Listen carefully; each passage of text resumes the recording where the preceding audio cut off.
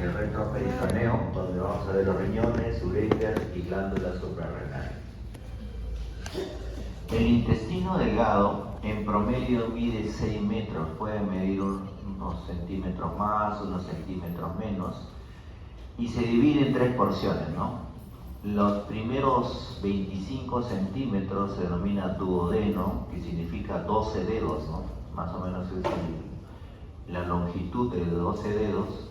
Yeyuno, que es las 2/5 partes izquierdas, que en promedio es 2.5 metros, e ilion, 3.5 metros, que son los 3/5 derechos del intestino delgado. Un límite preciso para decir que acá termine el yeyuno y empiece el ilion no existe, ¿no? Pero hay algunas características que nos pueda hacer diferenciar entre el yeyuno y el ilion. Por ejemplo, la ubicación. El yeyuno es proximal, ¿no? La parte proximal se dice que son los 2/5 proximales del intestino, por lo tanto los 3/5 distales es el ilion. En promedio, como hemos manifestado, el diámetro del yeyuno en promedio es 3 centímetros, es mayor que en el ilion, que equivale a 2.5 centímetros de diámetro. El yeyuno es más grueso y más vascularizado, el ilion es más delgado y menos vascularizado. Anatómicamente, esto es en el vivo, el yeyuno es más rojizo y el ilion es más pálido por la circulación que tiene mayor el yeyuno. Los pliegues, las válvulas de Kekirin, son más numerosas y prominentes en el yeyuno y son menos numerosos y más planos, pareciera que no tuvieran estas vellosidades el ilion. Con respecto a los folículos linfoides, obviamente es mucho más numeroso en el ilion, que va a formar las placas de Peyer. En el yeyuno no encontramos folículos linfoides. La grasa del mesenterio es mucho mayor en el ilion y menor en el yeyuno. Las arcadas arteriales son más numerosas, esto sí lo vamos a ver, en el ilion son más pequeñas y en el yeyuno son menos numerosas, más grandes. Y los vasos rectos que van a llegar al intestino en el yeyuno son largos y en el ilion cortos, ¿no? Con respecto a la irrigación, drenaje e inervación, el yeyuno está inervado por ramas yeyunales de la arteria mesentérica superior y el ilion por ramas ciliares, que son pocas, y por esta arteria que es la rama terminal de la arteria mesentérica superior, que es la arteria ileocólica.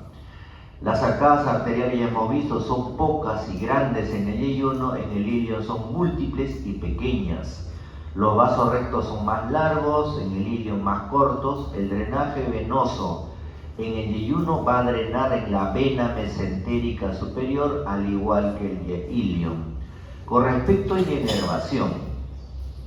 la inervación simpática está a cargo del plexo celíaco. Este plexo celíaco va a ser formado por los nervios espláncnicos mayores y menores. También va a desembocar o va a estar dado por el mesentérico superior. El ilion específicamente del plexo mesentérico superior. Con respecto al parasimpático, todo el yeyuno es dado por el nervio vago de la rama posterior. La rama anterior ya sabemos que se queda en el estómago. Y el ilion de la misma manera, el ramo posterior del vago. Esto es un corte sagital, un corte coronal del intestino, donde vemos el yeyuno que tiene pliegues prominentes. En cambio el ilion casi no se nota los pliegues. Esto lo vamos a ver en los cadáveres. Y acá tenemos el mesenterio. El mesenterio es lo que mantiene unido el intestino delgado con la parte posterior y es el lugar donde se va a ubicar los vasos que hemos descrito, ¿no?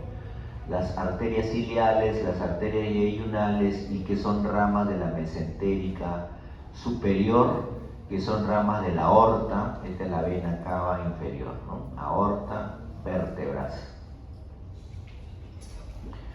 Vean, este es el ilion. ¿Qué características tiene el ilion? El diámetro en promedio es 2 a 2.5 centímetros. Es pálida. Tiene sus arcadas arteriales varias, pequeñas. Sus vasos rectos son cortos, ¿no?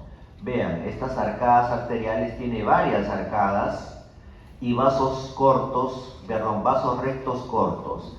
Las vellosidades, vean, casi no se ven. Las vellosidades, a diferencia del yeyuno. Vean el yeyuno. Las arcadas son menos, los vasos rectos son más largos, el diámetro de este yeyuno mide 3 centímetros, es mayor que el ilion, y vean las vellosidades, mucho más que el ilion, ¿no? Este es el ilion y va a terminar en el ciego a través de la válvula iliocecal, que es esto, ¿no? La válvula iliocecal.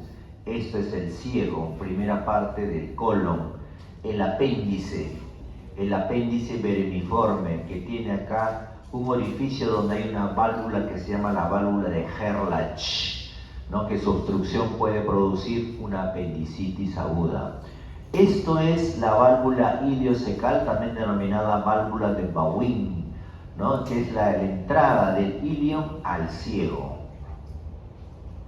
Con respecto al intestino grueso o colon, en promedio mide 1.5 metros del ciego al conducto anal. Obviamente esto es variable, en personas de la costa probablemente este sea el promedio, pero en el poblador andino es mucho mayor, ¿no? Puede llegar a 2 metros o 3 metros, ¿no? Dependiendo del transverso y del colon sigmoide, que son bastante redundantes por el tipo de alimentación que puedan tener estas personas, ¿no? ¿Cuáles son las características que nosotros debemos reconocer en un colon? Uno, las tenias colónicas. Son 3 bandas longitudinales que se nombran la tenia libre, que es la que no está en contacto con ninguno, la mesocólica, que está adherente al mesocolon, bueno, y el omental, que está en contacto con el epiplon. Estos 3 lo vamos a ver, y son reparos anatómicos importantes. En el colon también llama la atención las austras. Las austras son saculaciones que tiene el colon, que es dado por el músculo circular interno de todo el tracto colónico. También vamos a ver apéndices epiploicos, principalmente en el colon distal, descendente sigmoides principalmente, ¿no? ¿Qué son estos apéndices epiploicos? Son grasas de peritoneo que se introducen en el colon y que son bastante irrigados, que cuando lo cortamos sangran, ¿no? El mesocolon, que es la que va a mantener unida el colon a la pared posterior, es un pliegue de peritoneo que fija el colon y contiene los vasos que van a irrigar este colon, ¿no? A su vez hay flexuras. Tenemos el ángulo hepático, que se encuentra en el lado derecho, es móvil, y el ángulo esplénico, que es profundo, difícil de abordar para nosotros los cirujanos, ¿no? Acá tenemos algunas divisiones anatómicas del colon y recto. Así tenemos el ciego, que es la primera parte, que va desde la unión iliocecal hasta el inicio del colon ascendente, en promedio mide 6 a 8 centímetros, se localiza en fosa ilíaca derecha y es intraperitoneal. El colon ascendente va desde el ciego hasta el ángulo hepático, en promedio mide 15 centímetros a lo mucho, normalmente mide 12 o 10, está situado en el flanco derecho y es retroperitoneal, difícil de abordar también, ¿no? El colon transverso va desde el ángulo hepático al esplénico y mide 45 centímetros en promedio. Está situado en la región entre la subhepática y la subesplénica y es netamente intraperitoneal. El colon descendente va desde el ángulo esplénico hasta el sigmoides y mide en promedio 25 centímetros y está situado en el colon izquierdo, perdón, en el flanco izquierdo y es retroperitoneal. El sigmoides es lo que más varía, ¿no? Se ubica en la fosa ilíaca izquierda, en promedio mide 40 centímetros, pero puede medir hasta 1,5 metros. Está situado en la fosa ilíaca izquierda e intraperitoneal. Y el recto, que va desde el promontorio sacro, ya conocemos, hemos hecho la anatomía del sacro, hasta el canal anal, mide más o menos 15 centímetros y está situado en la pelvis menor o pelvis verdadera y es extraperitoneal, algunos dicen subperitoneal. ¿Cómo es la irrigación del colon? El colon derecho está irrigado por la arteria iliocólica, que es la rama terminal de la arteria mesentérica superior, la cólica derecha, que es rama de la arteria mesentérica superior, ¿no? El colon transverso está irrigado por la cólica media, que también es rama de la arteria mesentérica superior. El colon izquierdo está irrigado por la arteria cólica izquierda, esta sí es rama de la arteria mesentérica inferior.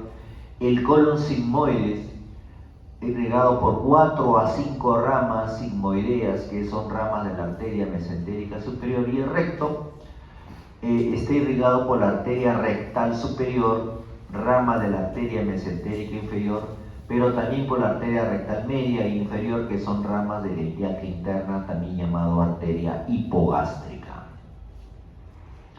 Con respecto al drenaje linfático de inervación, el colon derecho, sus linfáticos lo va a llevar hacia las ramas de la arteria mesentérica superior, el colon izquierdo hacia la mesentérica inferior y el recto, los linfáticos superiores a la mesentérica inferior y los medios inferiores a los vasos ilíacos.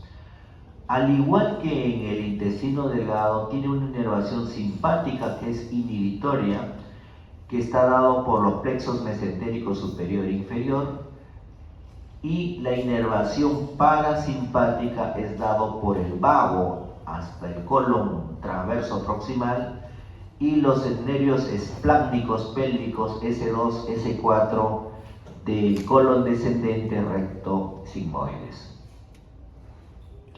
Este es el colon ciego, colon ascendente, ángulo hepático, colon transverso, ángulo esplénico, colon descendente, sigmoides en forma de S, recto, que no es recto, ¿no? Y conducto anal. Esta es una imagen, ilion, válvula iliocecal o de Bawin, ciego, válvula de Gerlach, apéndice, colon ascendente, ángulo esplénico, colon transverso, ángulo esplénico, colon descendente, sigmoides, recto, ano. Vean, estas líneas que ustedes ven acá, esta línea es las tenias colónicas. Son 3 tenias, ¿no? Las del borde libre, las mesocólicas y estas de acá que se encuentran en relación al epiplo, 3 tenias. Y estas saculaciones se llaman austras. Esta grasita que ustedes ven acá se llaman apéndices epiploicos, ¿no? Tenemos el mesocolon, donde va a ir los vasos sanguíneos, ¿no? El mesosigmoides, el mesocolon son donde van a ir los vasos sanguíneos, ¿no? Muy bien, ahora vamos a ver retroperitoneo. La pared y las vísceras posteriores del abdomen, todos los órganos que se encuentran detrás del peritoneo se denominan retroperitoneo. ¿Y qué encontramos? Músculos, como el músculo psoas mayor, psoas menor y el músculo cuadrado de los lomos y los grandes vasos, ¿no? La aorta, la vena cava inferior, también está la glándula suprarrenal, el riñón, muchos nervios y los linfáticos. Todas estas estructuras son órganos retroperitoneales en forma general. ¿Qué fascias y músculos encontramos en el retroperitoneo? El músculo psoas mayor, psoas menor y el músculo cuadrado lumbar. El diafragma ya lo hemos visto en tórax, pero otra vez vamos a mencionarlo. El diafragma es un músculo en forma de cúpula que va a dividir el tórax del abdomen. Tiene una porción tendinosa central y una porción muscular periférica. En la porción tendinosa se va a insertar en las vértebras lumbares, tanto en el pilar derecho como en el pilar izquierdo. Al diafragma va a ser perforado por tres estructuras, ¿no? La vena cava inferior va a pasar el diafragma, atraviesa el diafragma a nivel de T8. Esta vena cava inferior se va a acompañar del nervio frénico, que ya sabemos que el nervio frénico va a inervar el diafragma, es rama del plexo cervical, sobre todo C4. El esófago también perfora el diafragma a nivel de T10. Este esófago no va sola, se va a acompañar de los vagos, ¿verdad? El vago derecho y el vago izquierdo, pero además por los vasos gástricos izquierdos, que es rama del tronco celíaco. También es atravesado el diafragma por la aorta. ¿A qué nivel lo atraviesa? A nivel de T12. Esta aorta se acompaña del conducto torácico que lleva la linfa del abdomen hacia el tórax. Además es perforado o acompañado por la vena azygos o la vena azygos. Vean, columna vertebral, médula espinal. Esto es el músculo psoas mayor. Al costado está el músculo cuadrado lumbar, otros lo llaman cuadrado de los lomos. Aorta, vena cava inferior, ¿correcto? Y acá vemos el peritoneo. Este es el peritoneo. Este es el duodeno. Este es el peritoneo. Los órganos que están detrás del peritoneo se denomina retroperitoneo. Y uno de los órganos más importantes es el riñón. El riñón, que lo vamos a describir. Pero podemos aprovechar esta imagen para estudiar el riñón, para describirlo. Por favor, ¿qué pasa? ¿Están en clases? Tienen que estar yendo a la clase. El riñón tiene una envoltura que se denomina cápsula renal. Periférico a esta cápsula renal tenemos la grasa perirrenal y tenemos una fascia. Vean, esta fascia anterior se llama la fascia de Gerota y por la parte posterior se llama la fascia de Zuckerland. Y hay una grasa periférica a esto, que es la grasa pararrenal. Todas estas estructuras van a conformar la envoltura del riñón. Tenemos la arteria renal, rama de la aorta directa, y la vena renal que va a drenar a la vena cava inferior. Estos son los músculos de la región del retroperitoneo. Diafragma, ¿verdad? Diafragma en forma de cúpula, tiene un centro tendinoso. Esta parte blanquita es el centro tendinoso, ¿no? Y ahí es donde va a ser perforado por las tres estructuras, que son la vena cava inferior. Lo va a perforar ¿a qué nivel? T8, acompañado del nervio frénico. Este es el esófago, que también lo va a perforar ¿a qué nivel? T10, se acompaña de los vagos. Vago derecho, vago izquierdo. Y esto es la aorta. La aorta lo va a perforar a nivel de T12. ¿De qué se va a acompañar? Del conducto torácico y de la vena azygos. Acá tenemos el pilar derecho del diafragma, pilar izquierdo del diafragma. Tenemos, este es el músculo psoas. El músculo psoas. Hay un psoas mayor y este pequeñito de acá que ustedes ven es el psoas menor. Lateral a este músculo Este es el músculo cuadrado lumbar o cuadrado de los lomos que se inserta en la cresta ilíaca, como ustedes están viendo, en la cresta ilíaca. Las vértebras lumbares. ¿Ok? Las vértebras lumbares. Bueno, acá tenemos las inserciones del músculo psoas mayor, ¿no? Psoas mayor. Tenemos el músculo ilíaco que está en la fosa ilíaca. Este es el músculo ilíaco, vean. El músculo ilíaco que se encuentra en la fosa ilíaca. Algunos dicen músculo psoas ilíaco, un solo músculo, porque estos dos o estos tres músculos se insertan en el trocánter menor, del fémur, ¿no? Trocánter menor.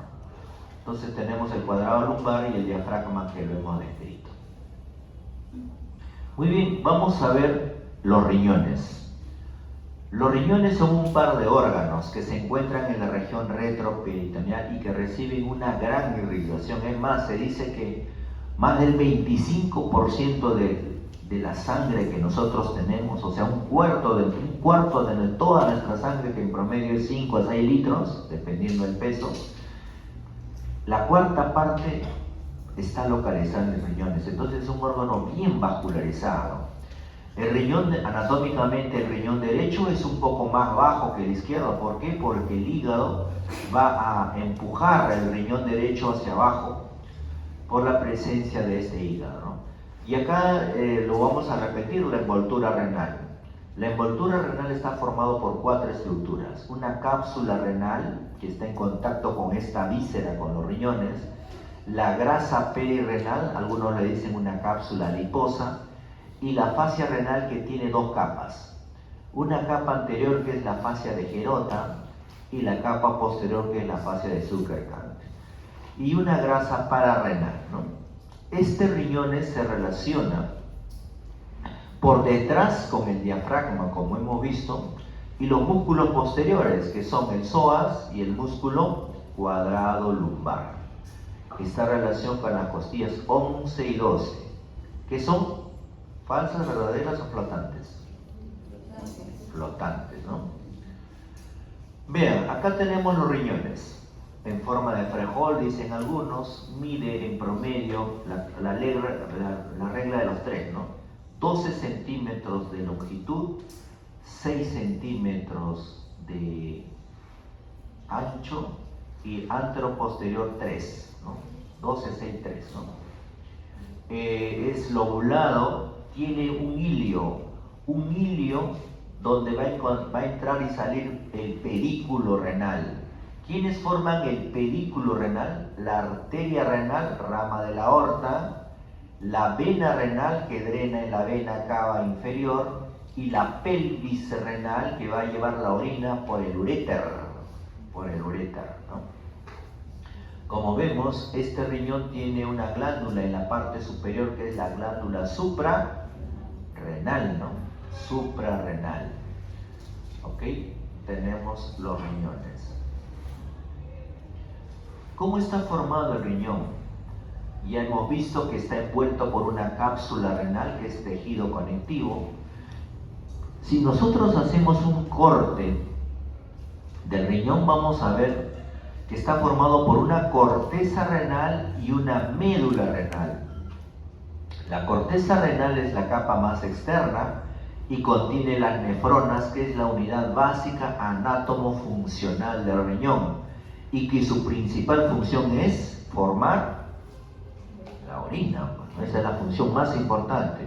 Obviamente tiene otras más funciones que en fisiología la van a ver, como es la formación de la eritropoyetina, la vitamina D, el sistema renina-angiotensina-aldosterona. Todo eso ya no es anatomía, sino es fisiología, porque también va a sintetizar esas hormonas.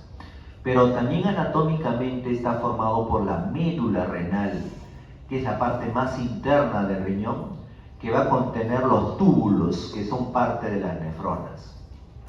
En la médula renal vamos a ver columnas de Bertin, aunque debería decirse Bertin porque era un francés, ¿no?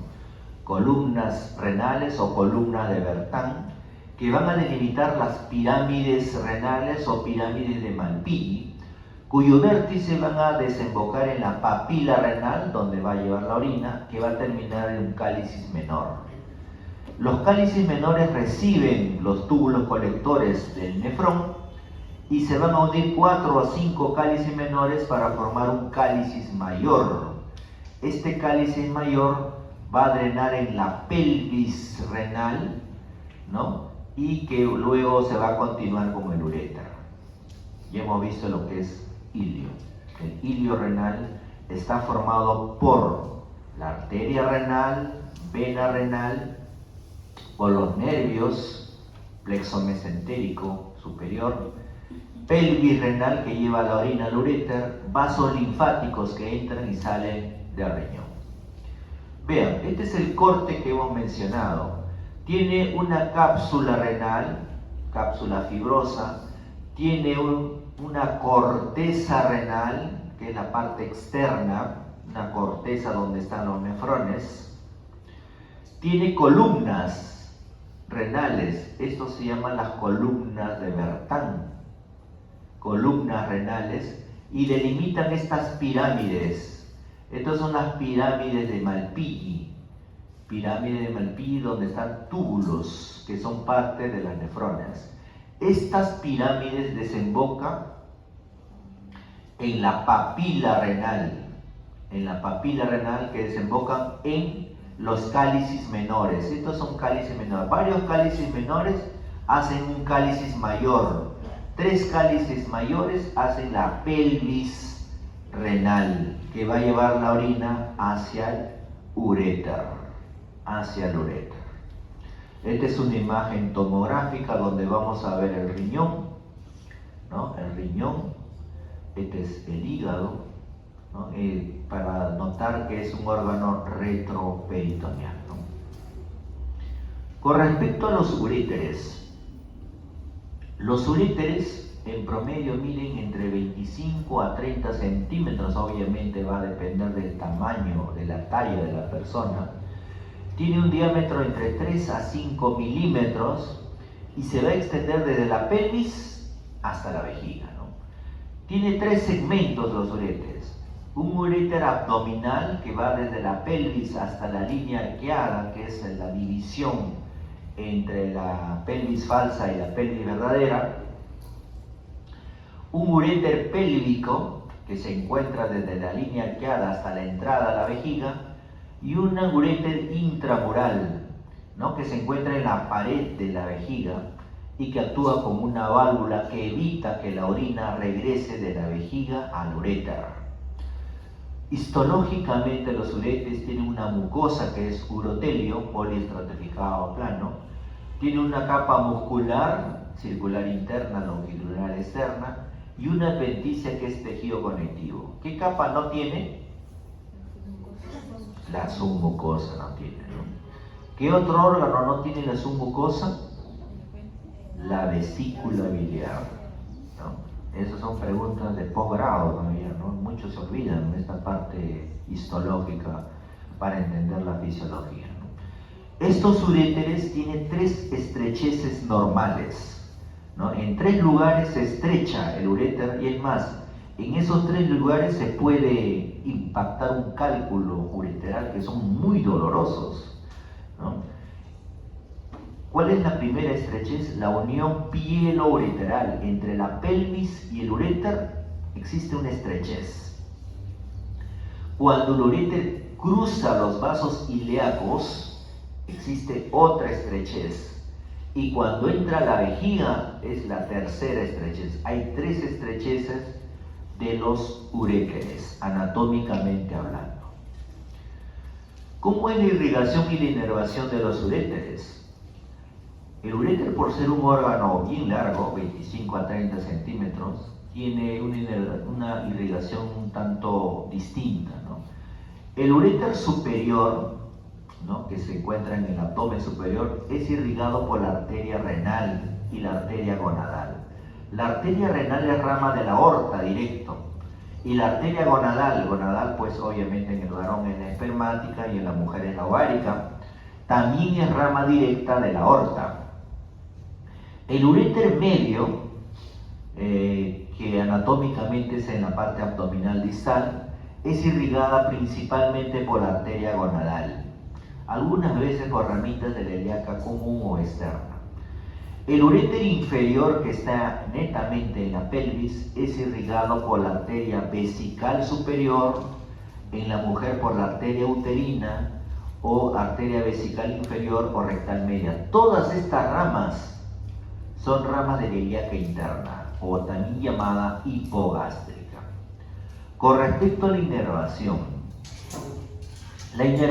es simpática, está dado por el plexo renal, que es rama del plexo celíaco, ¿no? que viene pues del abdomen.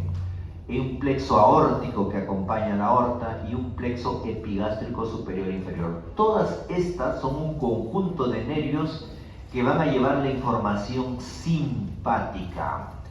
¿Qué quiere decir simpática? ¿Qué función va a cometer el uréter? Van a ser que relajan, ¿ya?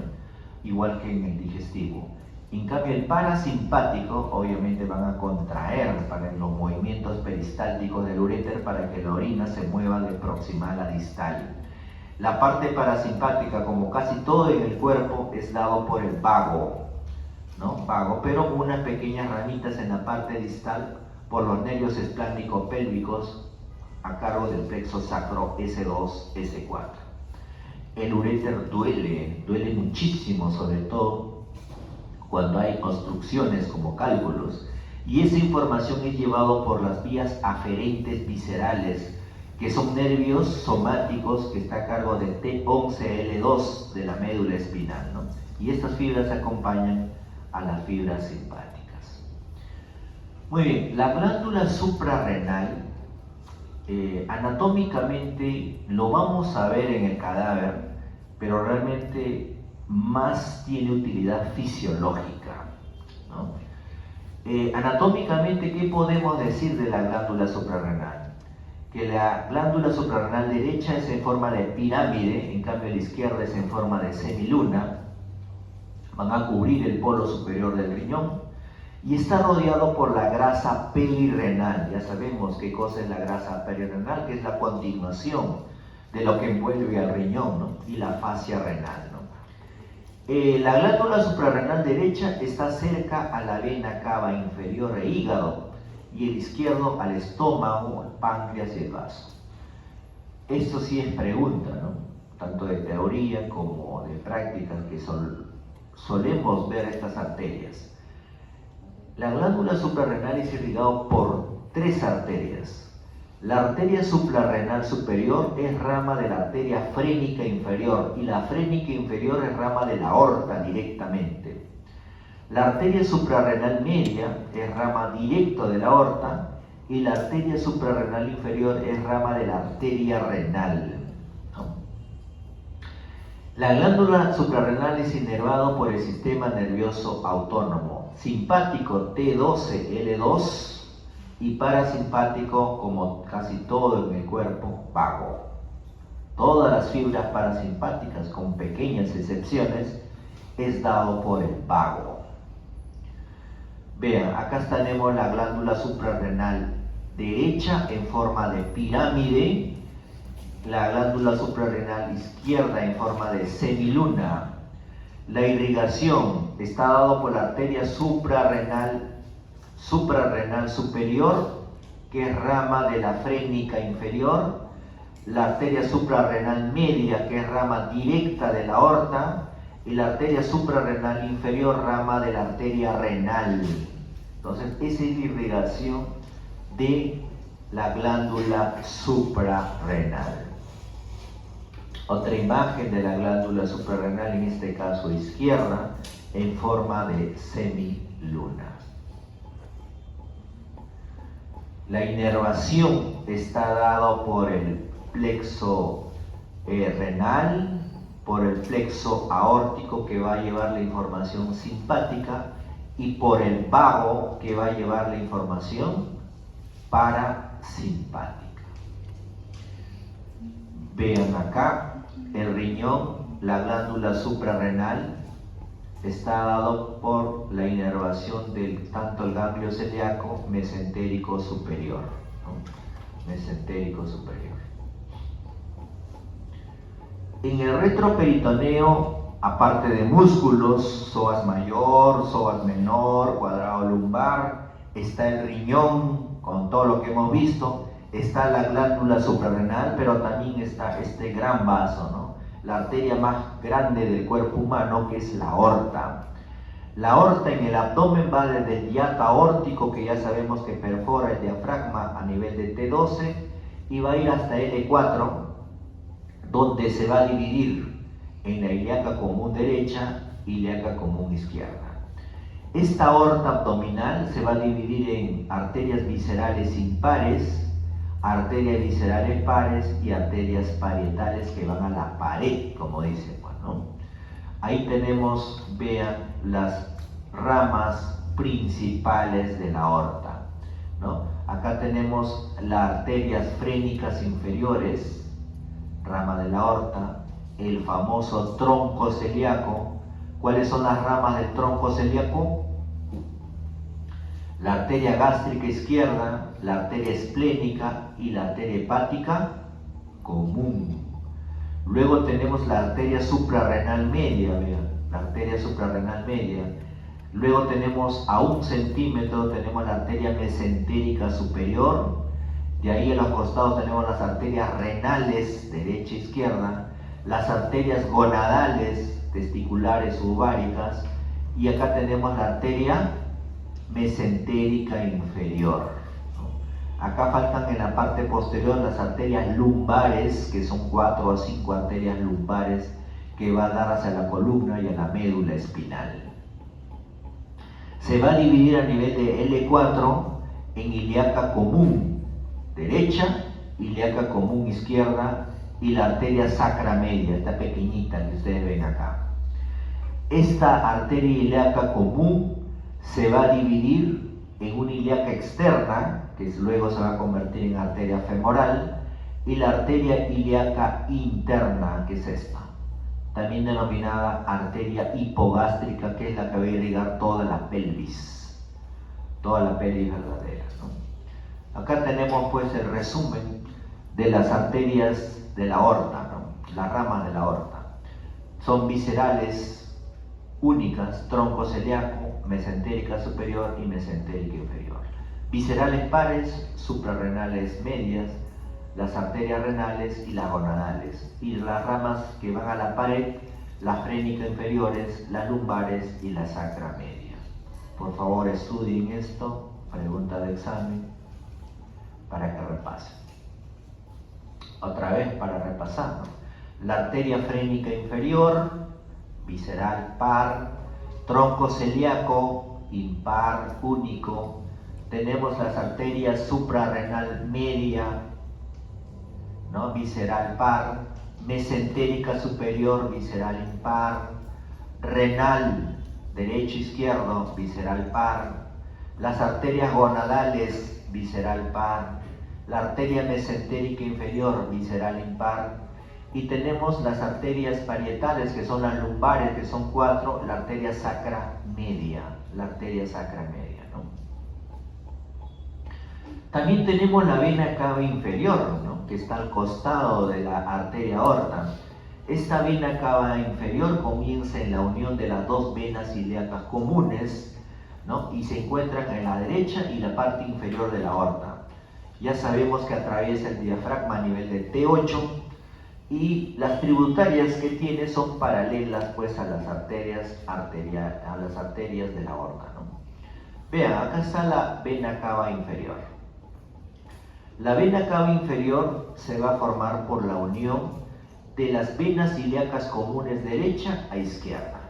Van a ascender y van a atravesar el diafragma a nivel de T8. Y sus tributarias son casi idénticas a las arterias, obviamente los vasos son de tipo venoso, pero van a llevar el mismo nombre, ¿no? Muy bien.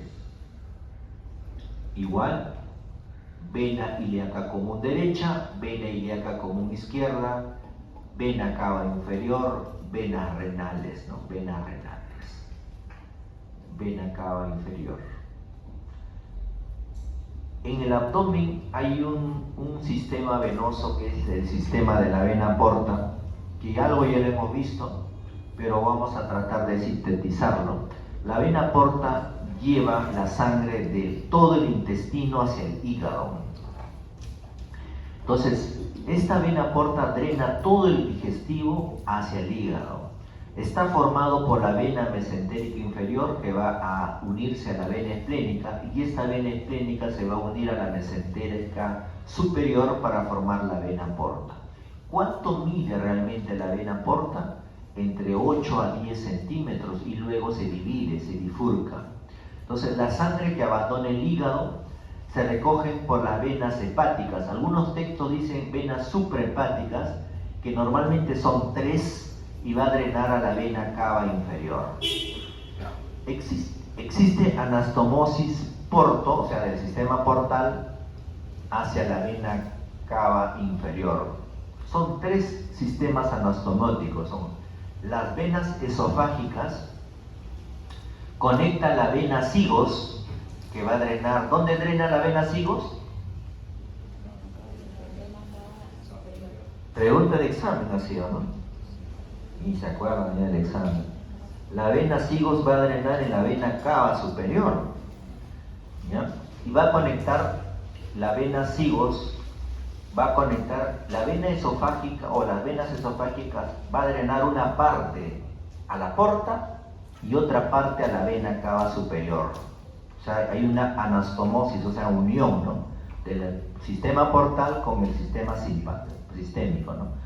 Por eso es que en los pacientes cirróticos hay hipertensión portal, no puede circular, por eso hace varices esofágicas que pueden sangrar. ¿Dónde ocurre otra anastomosis portosistémica? Venas rectales. La vena rectal superior, ¿no?, a las medias e inferiores van a drenar en la vena cava inferior,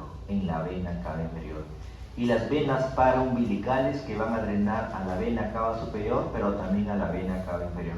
Estos 3 tipos hacen unión portosistémica, ¿no? Acá tenemos, vean, vena mesentérica superior, vena esplénica, van a formar la vena porta, que va a llegar al hígado. Esta vena porta se va a dividir en una porta derecha y en una porta izquierda. ¿Ok? Esta es la vena mesentérica inferior, que va a drenar a la vena esplénica. Con respecto al drenaje linfático, todo tejido va a drenar linfa. De la pared posterior del abdomen y de las vísceras retroperitoneales siguen la irrigación arterial. Entonces, los vasos linfáticos, los ganglios y los conductos linfáticos siguen a las arterias, están envolviendo a las arterias, de vuelta a los nodos linfáticos lumbares y preaórticos viscerales. La linfa es recogido en la cisterna del quilo, también se denomina cisterna de Pequet, que se encuentra ubicado detrás del tronco celíaco, a nivel de L2. Conduce la linfa hacia el sistema venoso por un conducto linfático llamado conducto torácico. Entonces, ¿qué es el conducto torácico? Es un conducto linfático que lleva la linfa de la cisterna de Pequet al ángulo yúgulo subclavio en el cuello. A este nivel se encuentra la cisterna de Pequet y lleva la linfa hacia el ángulo yúgulo subclavio izquierdo, a este nivel, conducto torácico. Ahí va a desembocar el conducto torácico que lleva la linfa. Por lo tanto, la linfa va a vaciar hacia la vena, a la vena subclavia, ¿no? Con respecto a la inervación, recapitulando, la inervación es parasimpáticas de toda la cavidad abdominal, es dado por el vago, pero también por los nervios esplácnico-pélvicos o plexo sacro S2, S4. La inervación simpática por los nervios esplánicos menor, ¿no?, menor, que es 10 y 11, T10, T11, e IMO, que es el T12, y los nervios esplánicos lumbares conformados por L1, L2. Los aferentes para el dolor pasan hacia la médula espinal mediante los nervios simpáticos, esplánicos, torácicos y lumbares a cargo de T5L2. Y las aferentes del dolor pero visceral llevan la información somática por los nervios S2 a S4. Los nervios somáticos derivan del plexo lumbar, L1, L4. Somático es motor, ¿no? Acá tenemos la inervación parasimpática vago y parasimpática del ganglio celíaco de plexo mesentérico superior y plexo mesentérico inferior, ¿no? Esta es la información de dolor que nosotros, por ejemplo, dolor de hígado, hipocondrio derecho, dolor de vaso, hipocondrio izquierdo, páncreas, duodeno en el epigastrio, en el mesogastrio, el intestino delgado nos va a dar la información del dolor, y colon más mesogastrio, ¿no? Incluido el colon sigmoides en fosa ilíaca izquierda. Entonces acá tenemos los lugares donde nos puede indicar el lugar donde el órgano está siendo afectado. Y esto es lo que hemos mencionado.